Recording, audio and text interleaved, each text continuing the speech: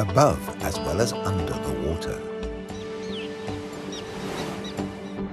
Sperm whales, schools of mobular rays, blue sharks find rich feeding grounds in the channels between the islands.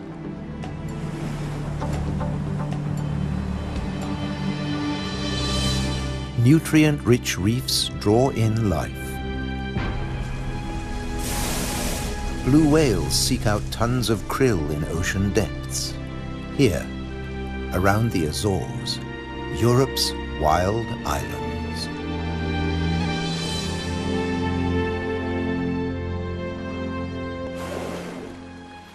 A family of false killer whales cruise the ocean on the lookout for prey. A blue shark patrols alone. Shoalfish confuse single predators. But when they meet false killer whales, the water boils. An individual false killer whale dives down with its prey.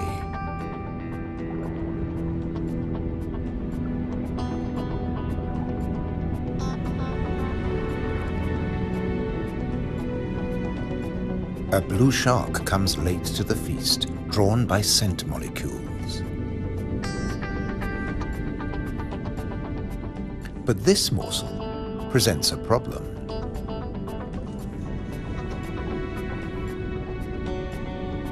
With jaws not made for chewing, it'll never swallow this tail fin.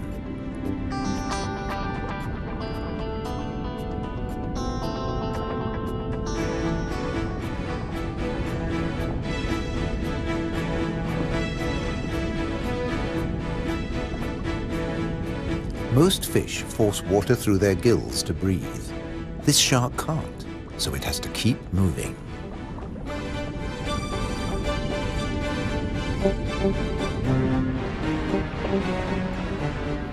Near the surface, another blue shark is demolishing a tuna. This job its teeth can do: shake and take.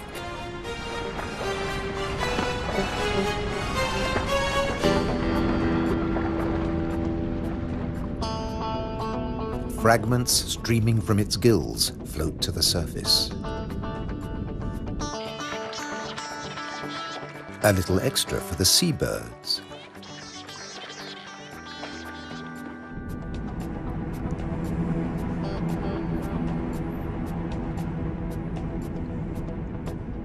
Not all the remains go up.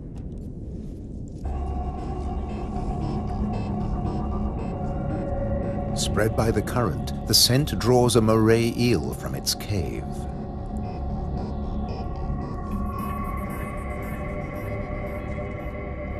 Sea bream, triggerfish, and painted combers are on its tail.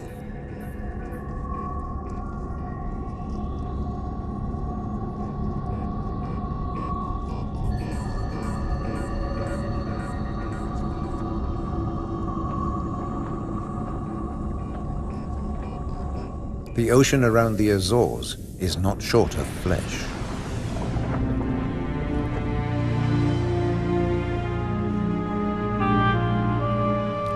And yet above the water, the islands themselves have no large wild animals.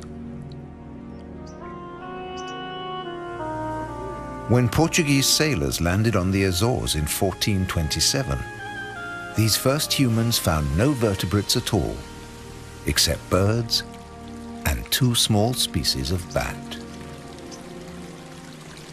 The birds evolved over time. This variant of the grey wagtail lives only on the Azores.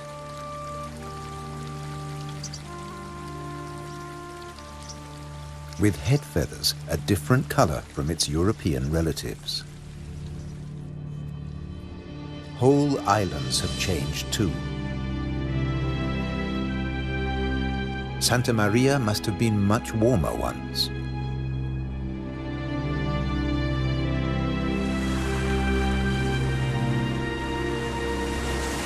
Many of these ocean fossils belong to extinct species that once lived in warmer waters.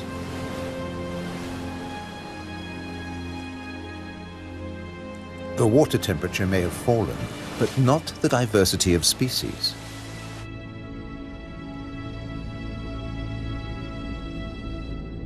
After nearly 6 centuries of human habitation, the seas around these volcanic islands are still largely unexplored.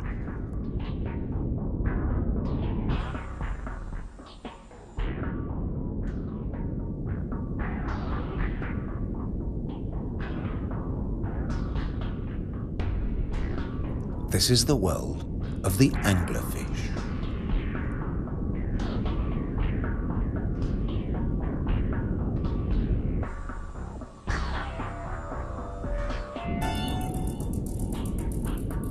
A 1,000 meters down, this pink frogmouth ignores the pressure of 100 kilos per square centimeter. Other deep dwellers are less easy to name.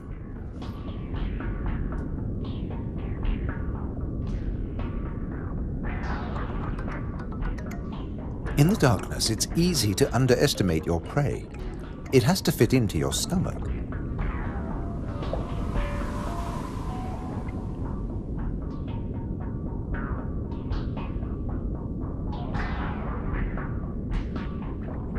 The six-gill is one of the largest deep-sea sharks, but at night it swims to the shallows to feed. The spider crab lives in darkness. It has never seen this kind of light. Nor has its coral community. Beyond the scorpionfish and past the deep-sea sponges, there's an unknown world.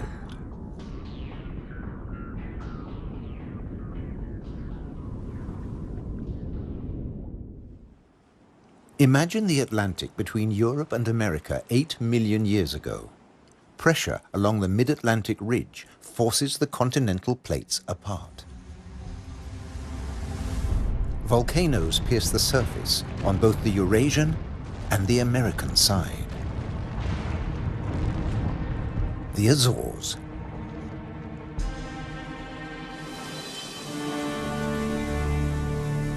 Most of the volcanoes are dormant. Water, not lava, fills their craters.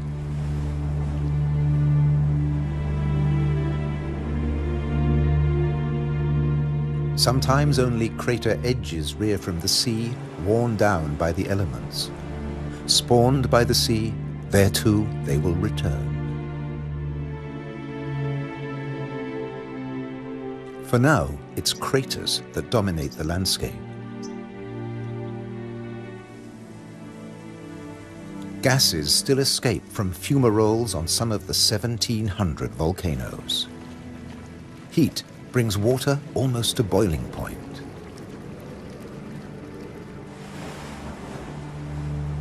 A massive eruption hit Fayal Island 60 years ago.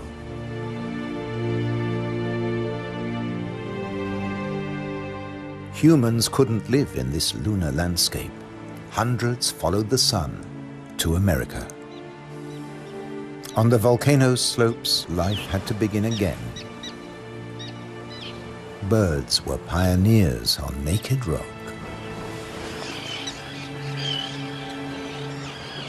Wind and birds still bring seeds from over the sea. Some come floating in.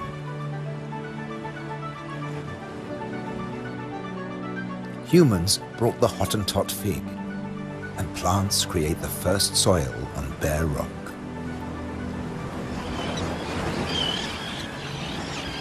An active volcano will destroy life.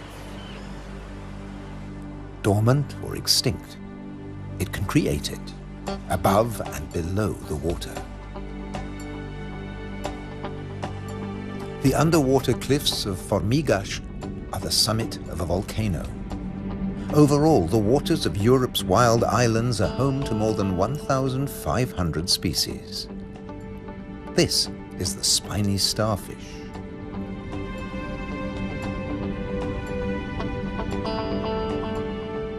There are 530 fish species, like the damselfish, swarming along reef ledges.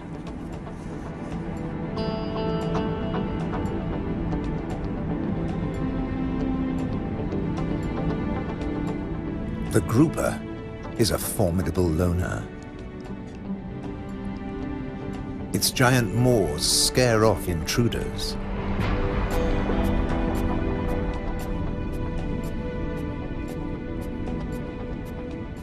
The barred hogfish is a lot prettier than its name.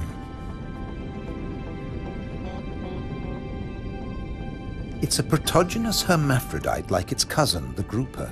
It starts off female until it reaches a certain length. Then it becomes a male, aggressively defending its territory.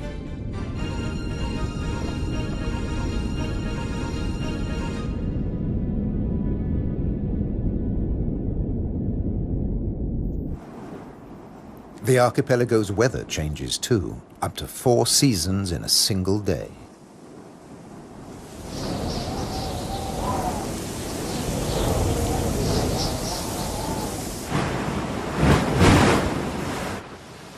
And when the winds blow above,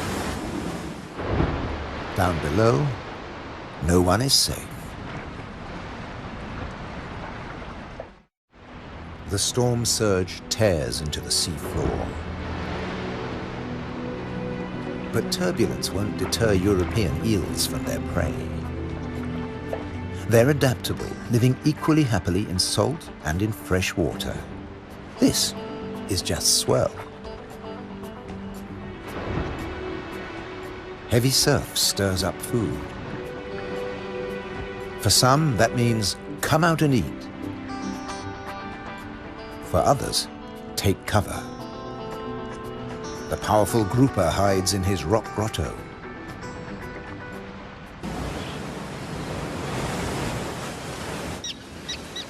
In churning waters, it's tough to spot your prey. But the common terns have no choice. The first chicks have hatched, and they're waiting to be fed.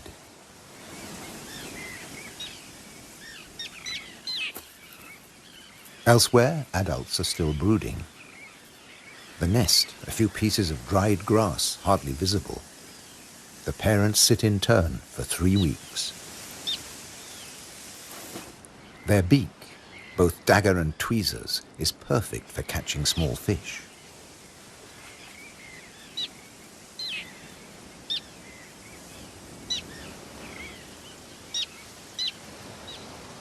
"3,000 pairs breed here.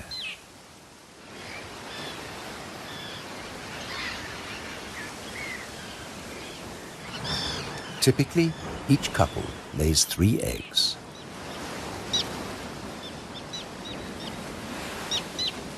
The chicks are fed for 4 weeks, till they can fly as well as their parents.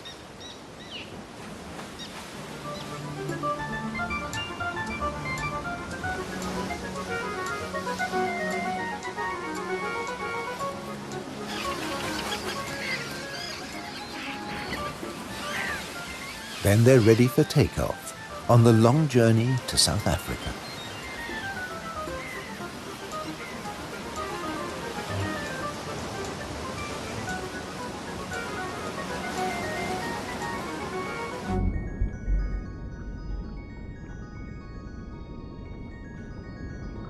Under the water, survival can depend on staying still, very still, like a wide-eyed flounder.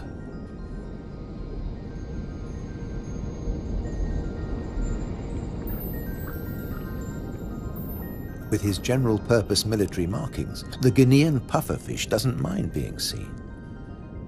The Atlantic lizardfish doesn't bother with disguises at all. It simply shimmies into the sand.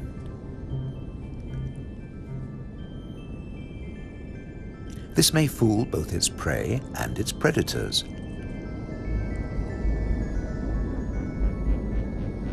But it won't fool the pufferfish patrol.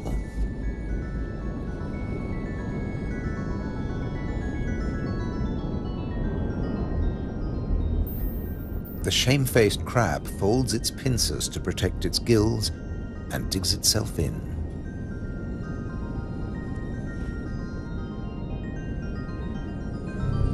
Leaving no opening for the plump flatfish.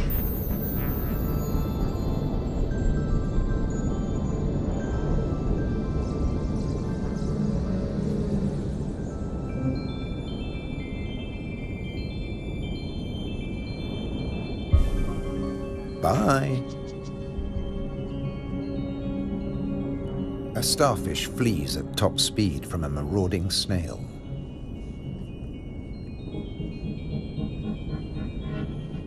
The Triton snail feeds mainly on echinoderms like the purple sea star.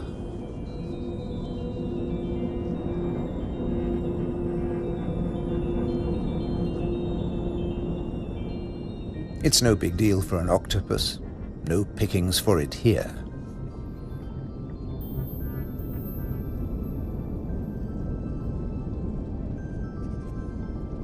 Sacrificing an arm, the starfish gets away.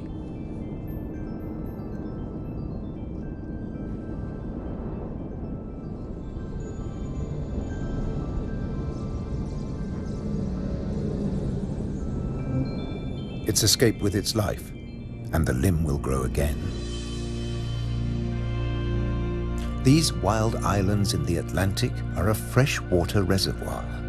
Vast amounts of seawater vaporize in the warm ocean air, and freed of salt, they unload onto the Atlantic islands.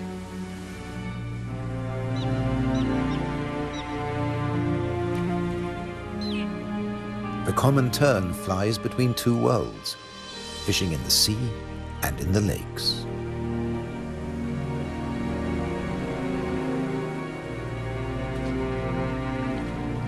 Humans brought the freshwater fish to these islands. Water flows straight off the impervious lava rock.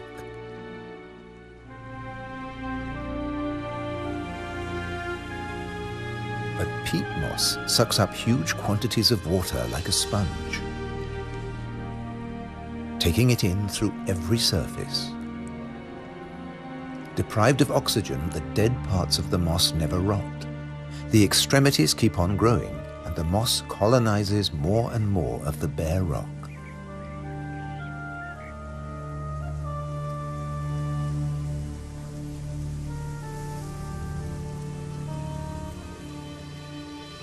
Just beneath, more than 270 caves pierce these wild islands, dark and cold. Perfect for isopods, crustaceans that have their breathing organs in their legs. Or for cyanobacteria, a life form that has existed for nearly 4 billion years. Cooling lava drops create amazing shapes. Shark's teeth. It's a hollow, secret world, just waiting to be filled. Past the undersea threshold of the Azores, it's permanent night. Perfect for a nocturnal common stingray.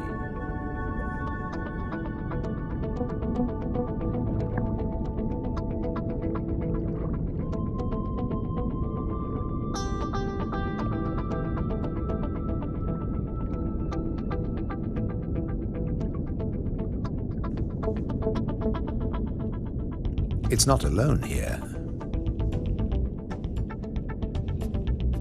Sliding over the cavern walls, unicorn shrimp. In the camera light, combers and scorpionfish snatch at their prey.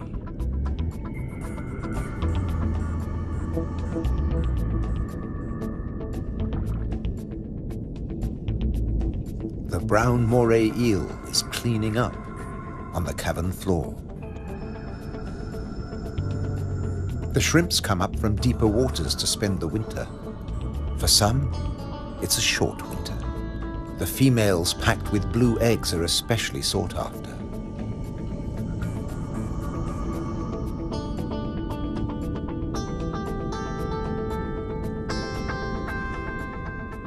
The shrimps also live off crustaceans, their own species. What's left of the moray eel's dinner?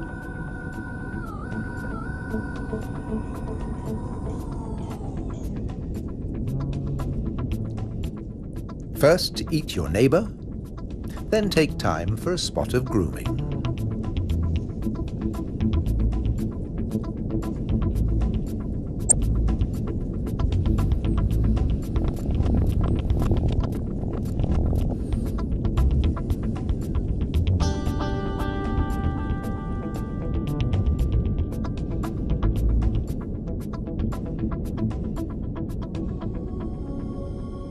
Nearby, on the rocks, an octopus with a human face reaches out.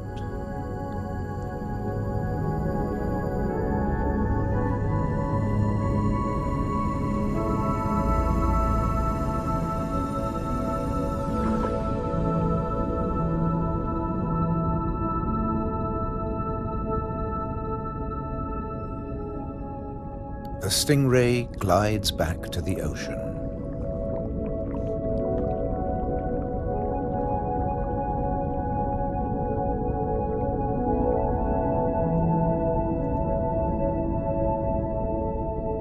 Passing the hundreds of bristleworms growing in front of the cavern.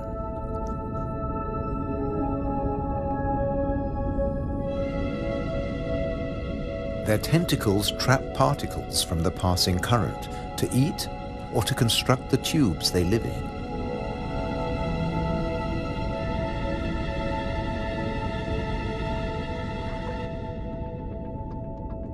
Deeper down is a mysterious place, a rare sight in the Azores, a garden of soft corals.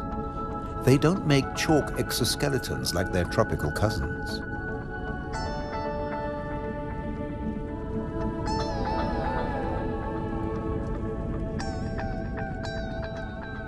The currents carry plankton down to their home on sunken seamounts.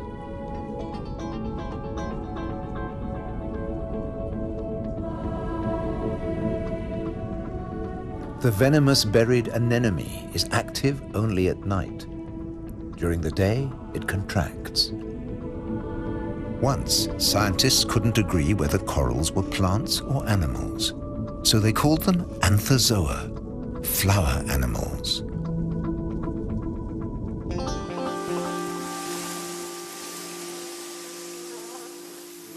No doubt about these. All the flowers on Europe's wild islands arrived from somewhere else.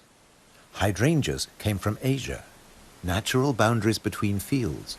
They're a symbol of the Azores.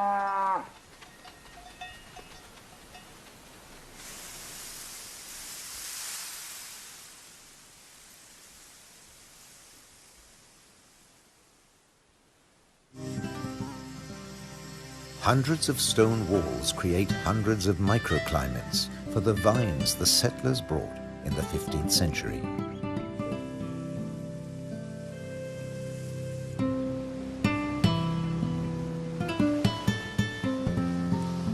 "400 years later, the vineyards were abandoned as islanders left for America.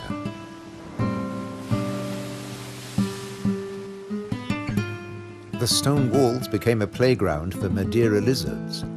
They were brought here by seafarers too. Azores wines are now fashionable again. Nearly 1,000 hectares, more than 2,000 acres of ancient vineyards on the island of Pico have been declared a World Heritage Site by UNESCO. The ruts of ox carts, once the island's only transport. They dragged firewood and building materials for houses and stone walls. And they carried the new wines down to the coast to ship to Europe. But at a cost.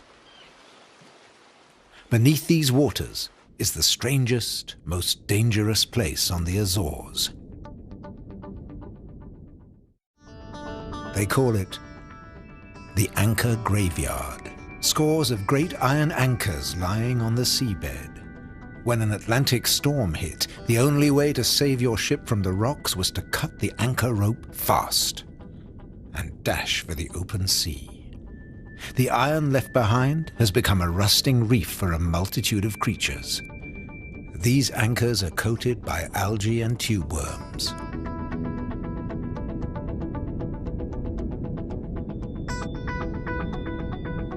A shark's outline protects hiding fish. The grim-looking sea robin feels its way. The 3 front spines of its pectoral fins have their own receptor cells for finding food. The Mediterranean mooray's mouth is mournful, but it's miming the call of the sea robin's swim bladders. A common octopus discreetly searches for food. It will fit in anywhere.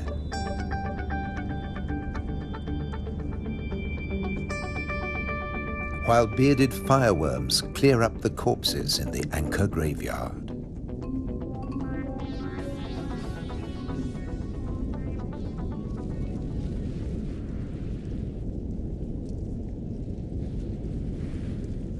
They are the mobile relatives of the immobile tube worms.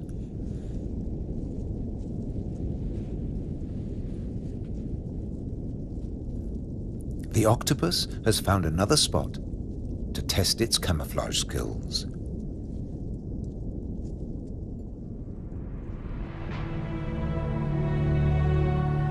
Above water too, human presence is everywhere, even in the craters.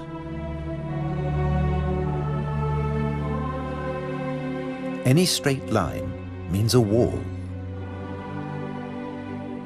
one that protects the grazing horses and cattle.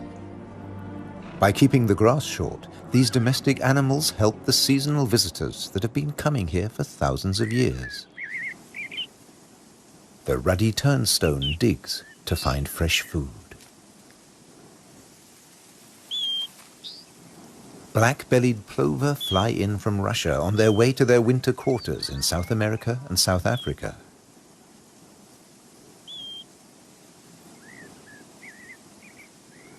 The ruddy turnstone drops in from the Arctic. The northern wheatear arrived from Canada via Greenland. The American pipit drifted in from North America. The blackbird? Well, it's here all year round. It's an endemic variety. The male is darker and glossier than its mainland cousin. Birds have to transport their own weight. A little body can be a big advantage on a long journey. But weight doesn't matter to other migrants.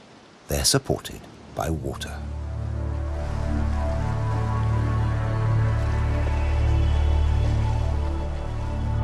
Humpback whales migrate between the Arctic and the tropics. They make a hunchback when they dive, hence the name.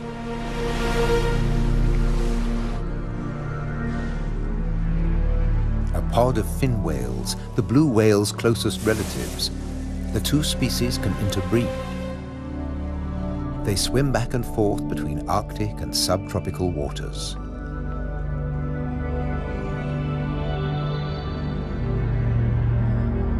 Fin whales and blue whales have their blowhole in the center of their skulls. Sperm whales have theirs on the left.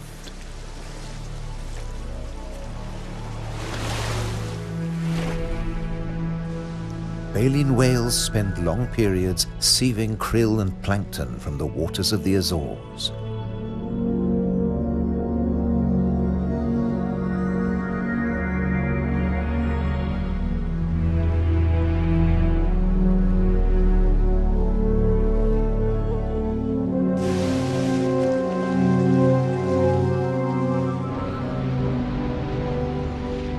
They leave their excreta behind them.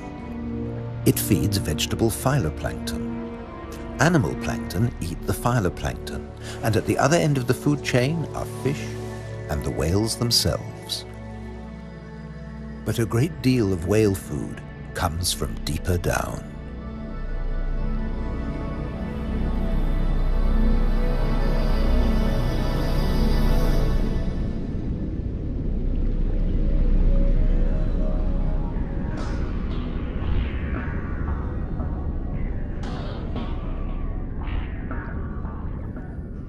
Meanwhile, not all the creatures of the eternal darkness are permanently banished to the depths. Every night, countless organisms leave the realm of the bizarre anglerfish and rise into shallower waters. Colossal amounts of krill join them on the upward journey. A nightly vertical migration. Salps and bioluminescent comb jellies illuminate the greatest movement of biomass on Earth. All here to harvest the vegetable plankton or get eaten themselves. This innocent-looking blob is anything but. A Portuguese man-o'-war is a colonial organism, a conglomeration of polyps serving different functions. One polyp is the sail. Innumerable other polyps repel invaders or catch booty with tentacles that stretch up to 30 meters. On the right, a salp has become ensnared. Venom from stinging cells kills the prey. The tentacles drag it to the mouth.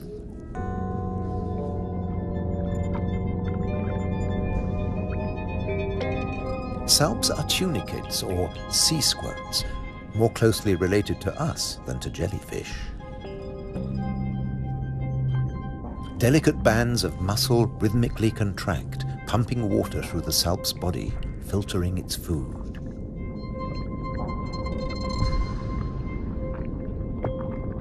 Salps build into chains and can direct themselves through the water.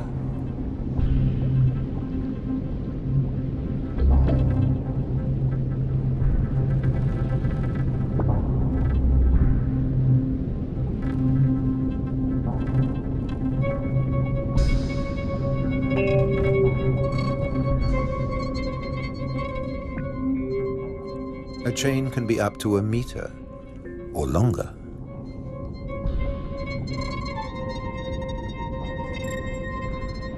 Unlike salps, many jellyfish have venomous tentacles. But they too have predators. They're one of the favorite foods of loggerhead sea turtles. On their 5-year journey from the Florida beach where they were born, they swallow innumerable jellyfish immune to the venom. But there's another hitch. Comb jellies have no sting cells, but in the water they look a lot like drifting plastic.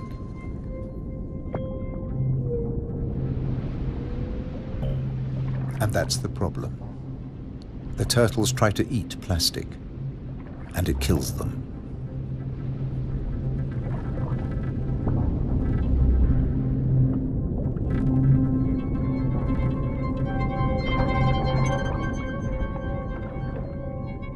This is a great jellyfish hunter.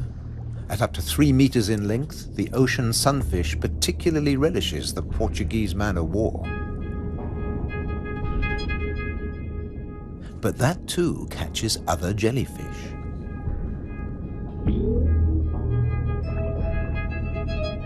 The sunfish can dive. This heaviest of all bony fish tears its prey apart in the depths.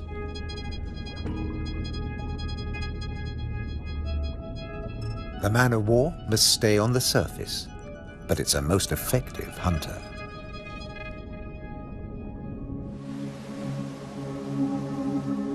The Cory's shearwater also has a successful strategy, at least in its familiar world.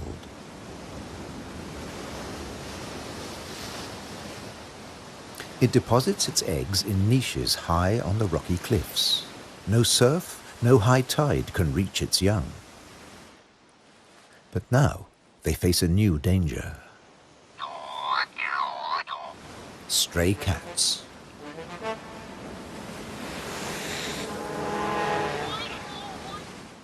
The female shearwater laid a single egg in May. Pity there's only one. Looks like a bad strategy now. They can't adapt to an unwanted gift brought by humans.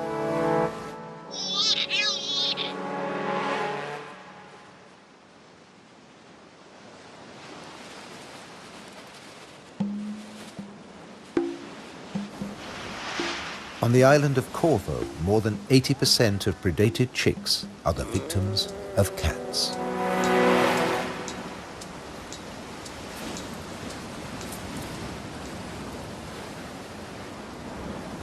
There's nothing the adult birds can do. They spend the whole day out over the sea.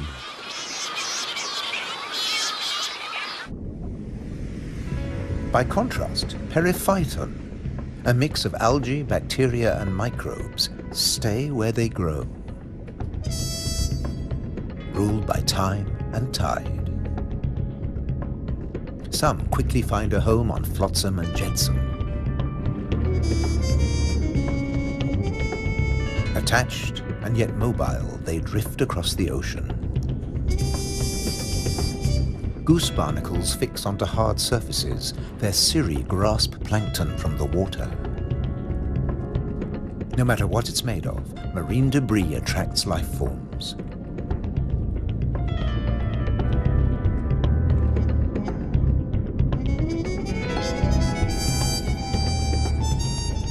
One of the ocean's fastest swimmers likes to stay close to flotsam, the mahi-mahi.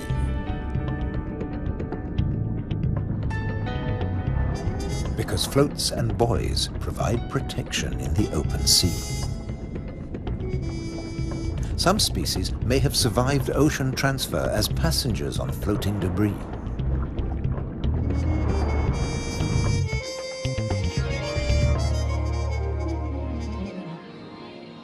When shearwater breed, dusk brings a deafening chorus. Parent birds calling to their young as they return from the sea.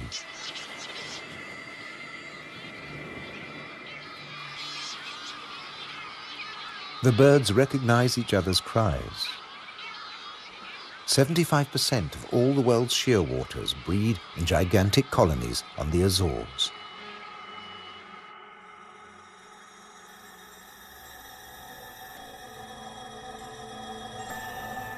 The name Madeira lizard says it all. This creature originated on a distant island. The Madeira wall lizard is very common on the Azores. It's one of the few reptiles found on these islands, and it's very fond of nectar. Invertebrates and vegetable matter complete its diet.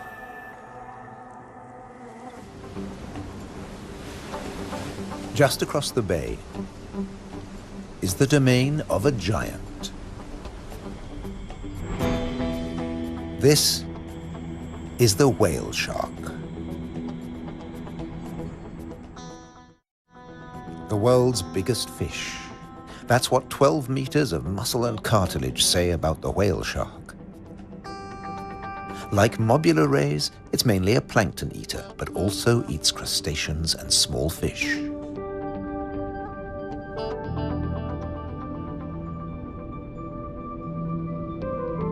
The rays' rolled fins on their foreheads direct the plankton into their mouths.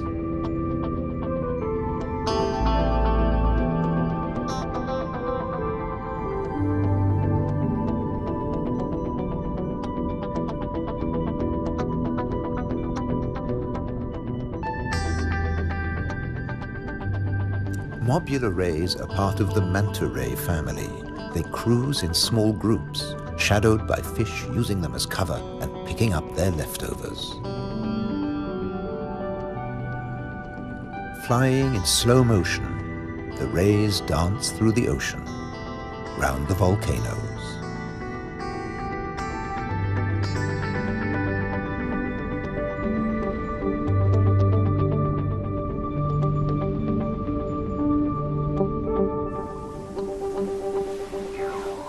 High above, there's something stirring on the cliffside.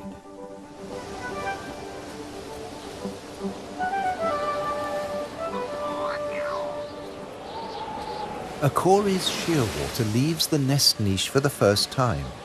He doesn't know a thing about flying, but his parents have stopped feeding him. He has to learn to fly as fast as possible, or he'll never have a meal again.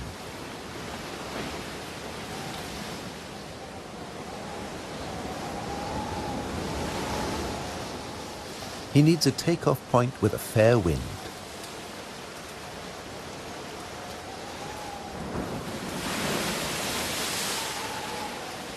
Even on the rocks, he looks unsteady.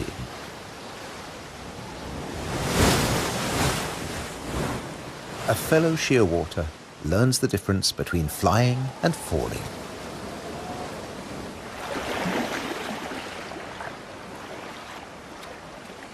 If you're already on the surface of the sea, there's nowhere further to fall.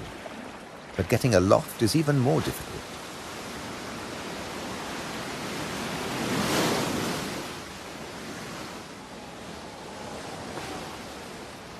Wings over water. That's the right idea.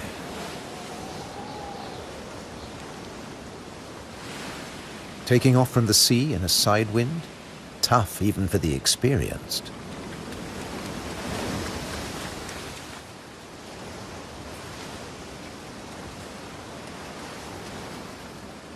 It's now or never. Pluck up your courage. Embrace the wind and off to South America.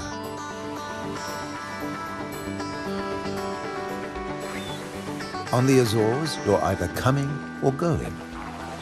In December, with the sheer waters long gone, male sperm whales are returning from their feeding grounds in the Arctic waters.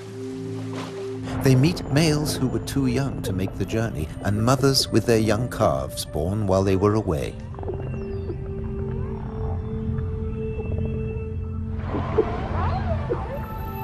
While the mother dives for food, her calf stays on the surface. It'll be 2 years before he dives with the group.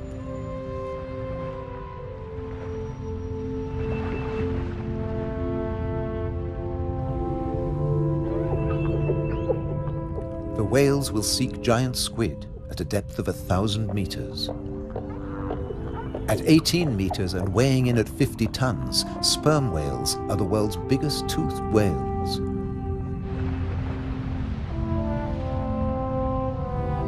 The calf will remain alone for up to an hour, defenseless against a possible attack by killer whales.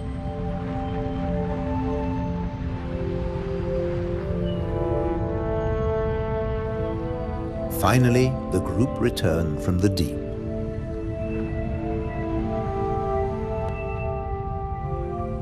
The calf is once more under the protection of its mother. She will feed it for 2 years. During this time, she won't fall pregnant. Now the whales can take their ease, preferably hanging vertically in the water.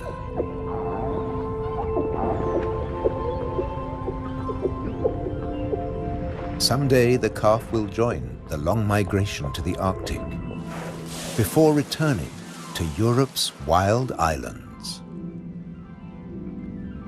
the Azores.